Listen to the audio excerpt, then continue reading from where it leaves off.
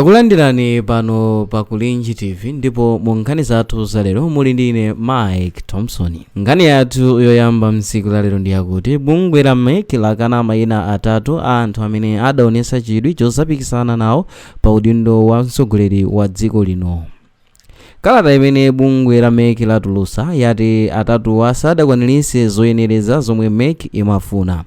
Ndipo padakali pano kusatira kuchosedwa kwa anthu atatu amenewa mayina okwana 17 ndi amene awavomereza kuti achita nawo zisankho za pa 16 Septemba lino. Mwa mayina ena amene akusowa pa mndandanda ndi a Reverend Kalia, Daniel Dube komanso a David Mbewe. Pano titatha kukupasirani nkhani imeneyi timafuna tikuoneseni zina mwa zimene atsogoleri amene akuyimira zipani zosiyanasiyana zomwe alankhula komanso zimene zili mu manifesto awo, ndipo msiku la lero tikupasirani manifesto a zipani ziwiri cha UTM komanso DPP. Chipani cha DPP chalonjeza kunena kuti ngati chisankhidwe pa 16 Septemba lino khala chikuonesesa kuti chachita zitukuko zimene tikhale tikufotokozerani. Ndipo chitukuko choyamba chimene chipani cha DPP chalonjeza ndi cha ndalama yokwana 5 billion imene iziperekedwa mu constituency iliyonse pa chakanso chilichonse.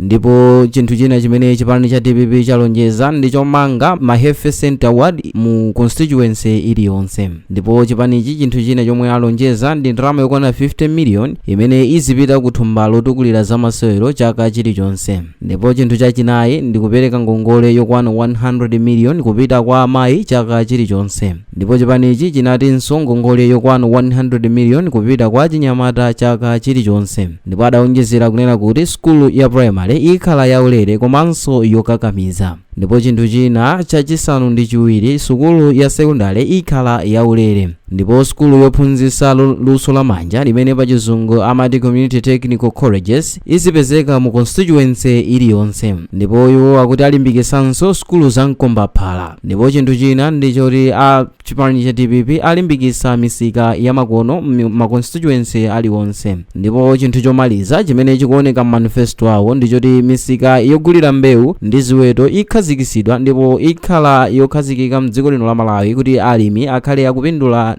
ndi zimene adzilima kumunda. Iyi ndi zimodzi mwa mfundo zimene zili mu manifesto a chipani cha DPP chimene ndi chipani chosogoleredwa ndi Profesa Arthur Peter Mutharika omwe watsatira wake ndi a Jane Ansa. Titatha kuona zimene chipani cha DPP chafotokoza kuti ngati chipasidwe mwayi pa 16 Septemba lino pa zimene icho chanena kuti chikhale chikuchita.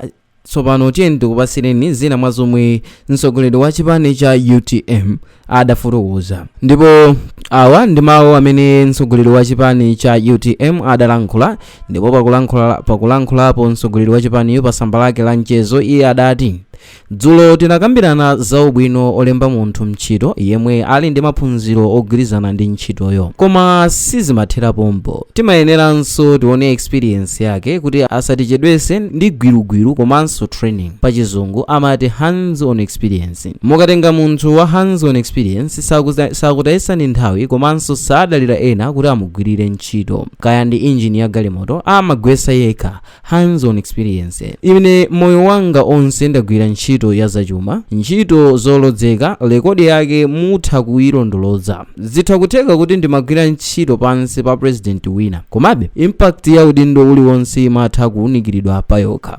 Mwachisanzo ku Reserve Bank ndinapita mu chaka cha 2017, DPP inalowa mboma chaka cha 2014, koma pomwe ndimapita ku Reserve Bank ndinapeza rekodi yoti Reserve Bank inkapanga malosi. Inflation inali ili pa 22% ndipo ma interest rates anali okwera. Pansi pa ulamuliro wa Profesa Mutharika chipani cha DPP. Nditafika ku Reserve Bank ndinapanga kauniuni wanga, muluntha ndi nzeru zanga ndinapanga detect zofunika kukonza, zomwe ndinali ndi mphamvu zokonza ndinakonza. Ndipo mu chaka chomwecho inflation inatsika kufika pa 18%, ndipo tinapanga post 7 billion profit from post losses. Sindinalekere pomwepo, ndinagwira ntchito molimbika kulimbana nayo stability ya kwacha.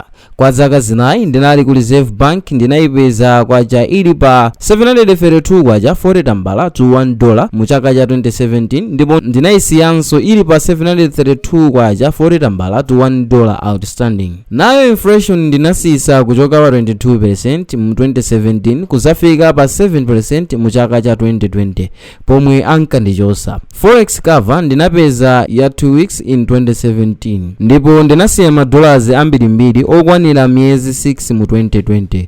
Interest rates ndinayipeza ili yokwera around 20%, ndinayisisa kufika pa 12% only. Musayiwale kuti pansi pa DPP pomwepo profesa omwewo inflation inali yokwera, forex yochepa. Reserve Bank of Malawi imapanga ma loss until I came in. This is my record. Ntchito za manja anga izi. Sindikupempha voti yanu kuti ndizakutayiseni nthawi.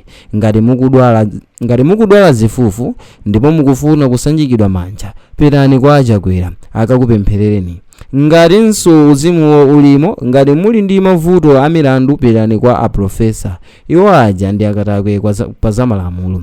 Koma ngati mavuto anu ali kusowa kwa forex, kukwera kwa zinthu, kusowa kwa ntchito, njala, mabizinesi osayenda, umphawi, izani kwa ine ndipo sindizakutayisani nthawi. Zaka ziwiri zokha maximum. Chilichonse takonza. Ndipaseni voti yanu, nzotheka kukhala ndi dziko lobeba.